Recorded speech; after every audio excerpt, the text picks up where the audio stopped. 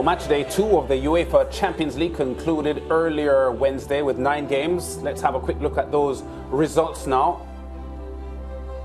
Yeah, Rangers beaten at home 3-0 by Napoli. Salzburg 1-1 with Chelsea at Stamford Bridge. Milan 3-1 over Dinamo Zagreb. Real Madrid 2-0 over Leipzig. Shakhtar Donetsk 1-1 with Celtic. Manchester City 2-1 over Borussia Dortmund. Copenhagen and Sevilla in a 0-0 draw. Juventus beaten at home by Benfica, and Paris Saint-Germain winning 3-1 over Maccabi Haifa. Now the 22-year-old Norwegian prodigy Erling Haaland faced Borussia Dortmund for the first time since his move from there to Manchester City. Did he live up to the hype at the Etihad? Let's have a look. Will always play under Pep Guardiola. Borussia Dortmund are never backwards and coming forwards themselves. They are open, they will attack. Grealish. João Cancelo. It was a sizzler. Modeste. Modeste will keep on moving into the middle. And he's got help too. Played into Royce. Oh, brilliant from Royce! The sidestep past Akanji was marvellous. Stones and Grealish look rather anxiously towards Sula. Looked across by Özcan. And it's headed in by Bellingham! Borussia Dortmund's belief pays off!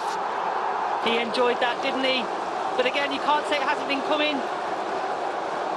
I think Özcan gets that first contact. But what a delivery. Actually, Haaland's marking Bellingham there.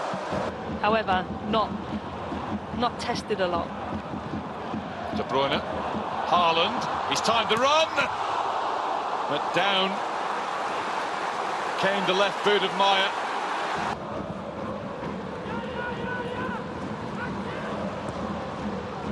Stones. It's a real crack. Oh, he's magnificent. That has flown in. But what a strike it turned out to be. Good switch of play. You can see him there in the inside. With good touch, it's out of his feet. He lets rip. What a strike. Fantastic. Cancelo. Haaland! He's done it! Like you say, feed him. Good initial head away, that's good distance, but again, wave after wave of attack. Cancelo's got all the time in the world, outside of the boot. In between the two defenders and sticks his leg out. We've seen that trademark already in the Premier League. Yeah, so let's go live now to the Etihad to join Simon Evans to recap what happened this afternoon at the Etihad. Simon, welcome to the SportsMax zone. We can almost feel from here, thousands of miles away, the vociferous nature of the fans and the support for City this afternoon.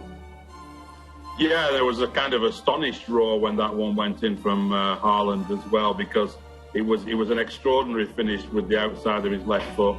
Acrobatic, outrageous really, and a brilliant cross from Cancelo.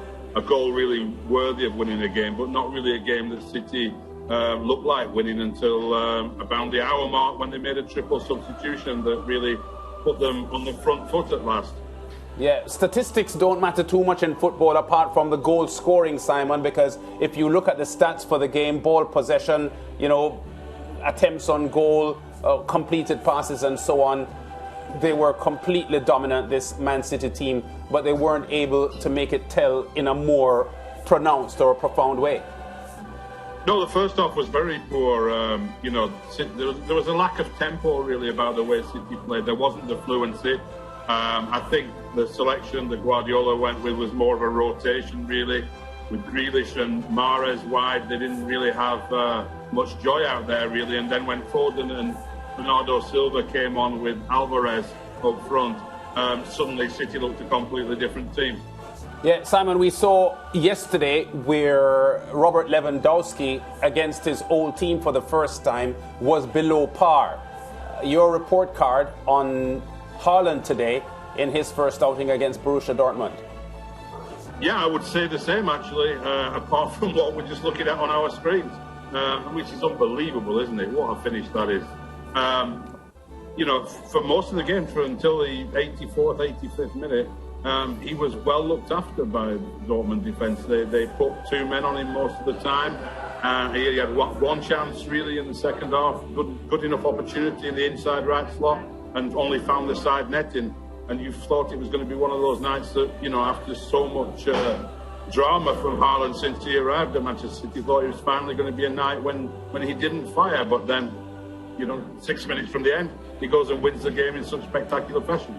Simon, did you spoke, of course, about the fact that City were huffing and puffing up to the point of that substitution round about the hour mark.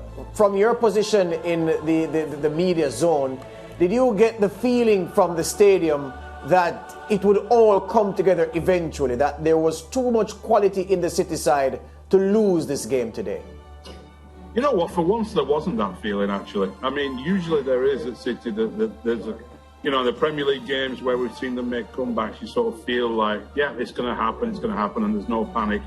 But tonight, Dortmund defended very well, and City just weren't, you know, the fluency wasn't there, the tempo wasn't there, the rhythm wasn't there, and it just didn't feel like City were going to do it. And then they go a goal behind, and you sort of, you know, crowd thinking, well, maybe we can sneak a point here, and then Stones goes and blasts that in. And then suddenly they came really alive then, and you thought, yeah, the goal's going to come. But for that hour mark, there was no feeling that, oh, it's going to come at all. It was really below par from City. Yep, the John Stones goal, Simon. Talk to me now, tell me the truth. When he took that pass on the right-hand side, you didn't think he would do a Vincent company, did you? No, it was a little bit, wasn't it? It really was a little bit. I mean, I think, you know, you look at it in slow motion and you wonder whether the goalkeeper shouldn't have done better, but it was hit so hard, and I'm not sure the keeper had a great view of it either. Fantastic drive, and yeah, you're right, it does recall that company goal, which was a vital one in City's run towards the Premier League title, wasn't it? Yeah, De Bruyne laying the ball off to John Stones. Never knew he had this in his locker, John, but that was a tremendous finish. Let's talk about Jude Bellingham now, Simon, because Erling Haaland is not the only impressive young player that was on show in this game. The 19-year-old Englishman, Jude Bellingham, with this goal, becoming the highest scoring English teenager in the history of the Champions League, nosing ahead of the mark set by Wayne Rooney previously. Jude Bellingham, this was his fourth Champions League goal. Rooney had 3 before he left his teenage years. How impressive was the Englishman today, the youngster? Yeah, he was playing in a little bit more of an advanced role than we've seen him play in the Champions League before.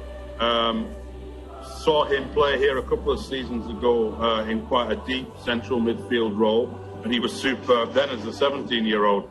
So he's incredibly mature for a teenager. He's had quite a lot of football under his belt, but he's a smart footballer. He's a really intelligent player, and he's going to have a fantastic career. Everyone in the Premier League is interested in him. City have been interested in him. United have, and there's been quite a lot of reports recently about Liverpool targeting him. So I think we will see him back in England and in the Premier League.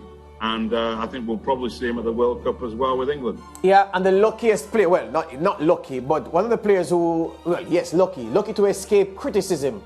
£100 million worth of Jack Grealish started this game today for Manchester City.